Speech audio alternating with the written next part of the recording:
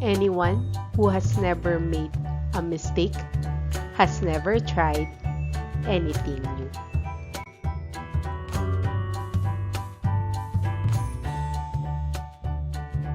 So let's learn and enjoy mathematics.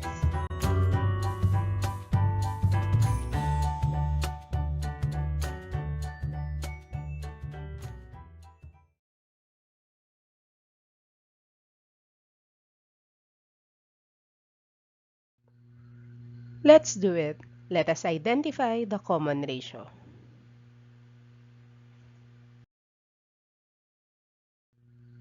Question number 1. Determine the common ratio of the given geometric sequence to 6, 18, and 54. What do you think is the common ratio? Correct.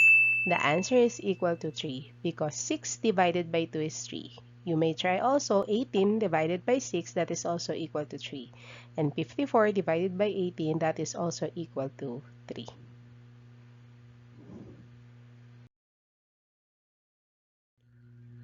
How about number 2? In the given geometric sequence 120, 60, 30, and 15. What do you think is the answer? Correct. The answer is equal to 1 half because 60 divided by 120 is 1 half. Again, 30 divided by 60 is 1 half also. 15 divided by 30, the answer is equal to 1 half.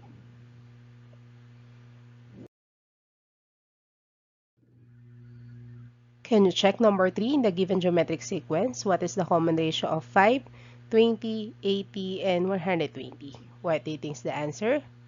Correct. The answer is equal to 4 because 20 divided by 5, that is equal to 4.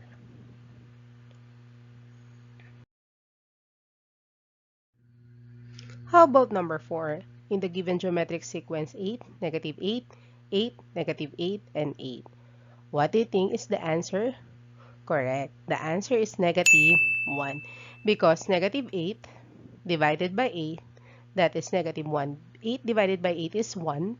Negative divided by positive, that is negative.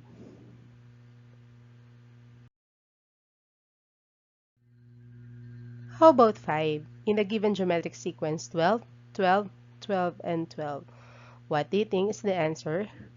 Correct. The answer is equal to 1 because 12 divided by 12, that is equal to 1.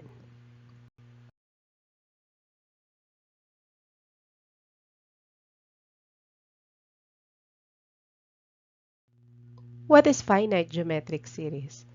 It is the sum of known number of terms in a geometric sequence.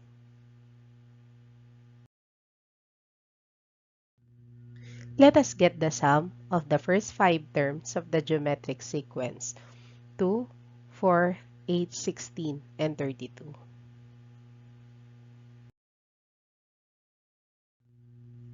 Let us try the manual computation.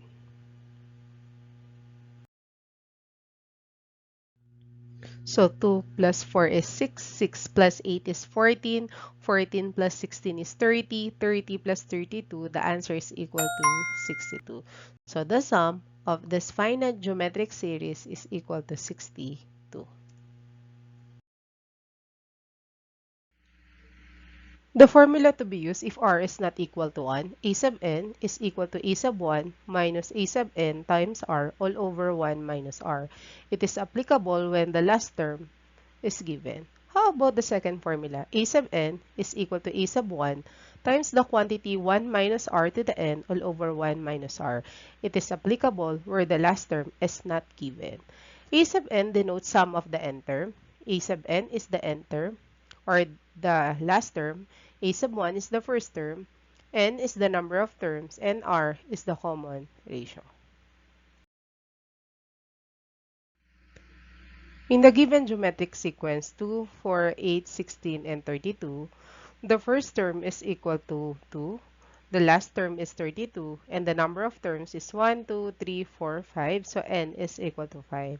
To get the common ratio, we need to divide second term divided by the first term, so 4 divided by 2, or third term divided by the second term, so 8 divided by 4, that is also equal to 2, or fourth term divided by the third term, so 16 divided by 8, that is also equal to 2, Or we may use the fifth term divided by the fourth term, that is 32 divided by 16, that is also equal to 2. So let us identify the sum of this geometric sequence.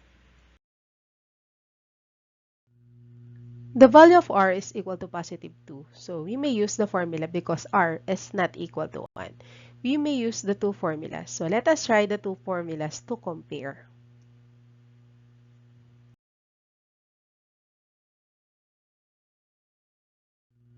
Let us try the first formula. A sub n is equal to a sub 1 minus a sub n times r all over 1 minus r. Let us replace all the value to the given formula. That becomes s sub 5 is equal to the first term, that is 2, the last term, that is 32, and then the common ratio, that is equal to 2, and then 1 minus the common ratio, 2. So multiply negative 32 times 2. So that becomes s sub 5 is equal to 2. Negative 32 times 2, that is negative 64. 1 minus 2, subtract, that is 1. Copy the big sign, that becomes negative 1. Subtract 2 minus 64, that becomes subtract, copy the big sign. So 64 minus 2, that is 62. Copy the big sign, that is negative. And then copy negative 1. So the sum of that geometric sequence is s sub 5 is equal to 62. How about if we want to try the second formula? S sub 5 is equal to the first term is 2, times the quantity 1 minus the common ratio is 2. The number of terms is 5 all over 1 minus the common ratio, that is equal to positive 2. So let us expand 2 to the fifth power. So that becomes S sub 5 is equal to 2 times the quantity 1 minus 2 to the fifth power. It means 2 times 2 is 4, times 2 is 18, times 2 is 16, times 2 is 32. So that becomes 1 minus 32. All over 1 minus 2, the answer is negative 1. Let us subtract inside the parentheses. So that becomes negative 31. And then the rest, copy. And then multiply 2 times negative 31, that is negative 62. And then copy negative 1. Negative 62 divided by negative 1, the answer is 62. As you compare whatever solution you want, the answer is also 62. But always remember, the first formula is used when the last term is given, while the second formula is used when a sub n is not given. It is applicable if r is not equal to 1.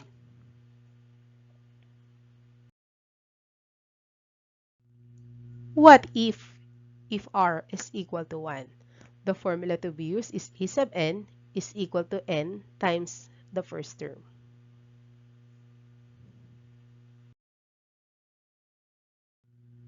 What is the sum of the first 8 terms of the geometric sequence? As you can see, 7, 7, 7, 7, 7, 7, 7, 7. What do you think is the sum of the first 8 terms of the geometric sequence? In a manual computation, you need to add all the terms. So the total, if you add all the terms, the answer is equal to 56 because 7 plus 7 is 14, plus 7, 21, plus 7, 28, plus 7, 35, plus 7, 42, plus 7, 49, and then plus 7, the answer is equal to 56.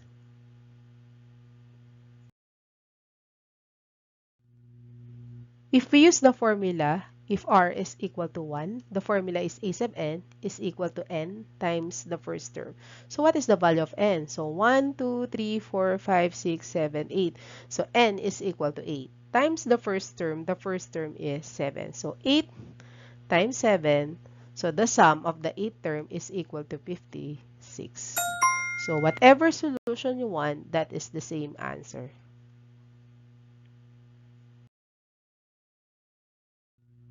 How about if r is not equal to 1? So the formula is a sub n is equal to the first term when the sequence is odd. While if that is even, the formula is a sub n is equal to 0. So let us try.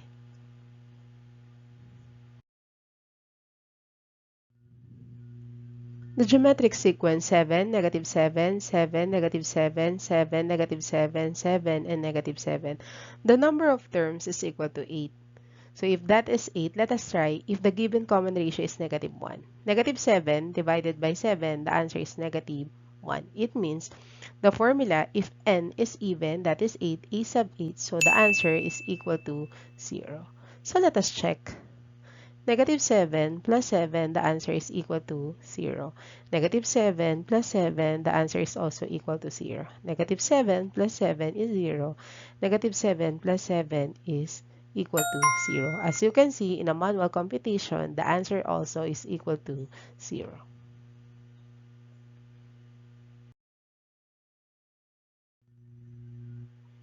So as you can see in the given geometric sequence, we have 7 terms. So 1, 2, 3, 4, 5, 6, 7. And let us try if the common ratio is negative 1. Second term divided by the first term, so 7 divided by negative 7, that is negative 1.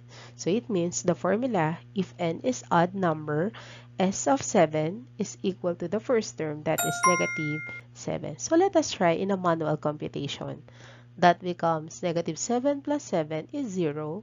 Negative 7 plus 7, that is also equal to 0. Negative 7 plus 7, that is also equal to 0. It means the S sub 7 is equal to negative 7.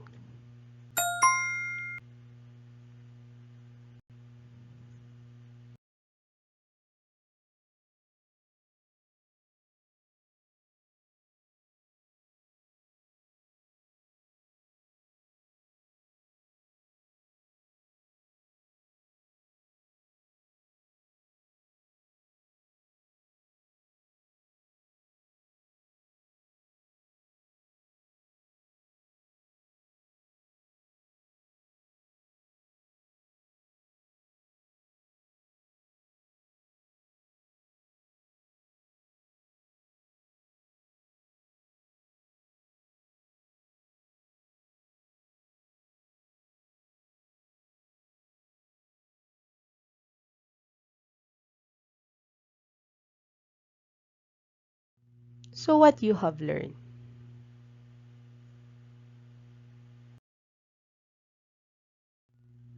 Finite geometric series.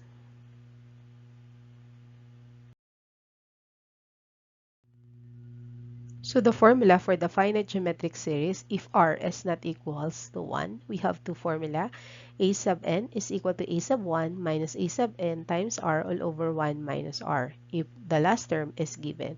While the second formula, a sub 1 times the quantity 1 minus r to the n all over 1 minus r, if a sub n is not given. If r is equal to 1, the formula is a sub n is equal to n times the first term. While r is equal to negative 1, if the given sequence is odd, the formula is a sub n is equal to the first term. While if the given is even, a sub n is equal to 0. Enjoy learning mathematics. I'm Teresa Tubal. Thank you so much.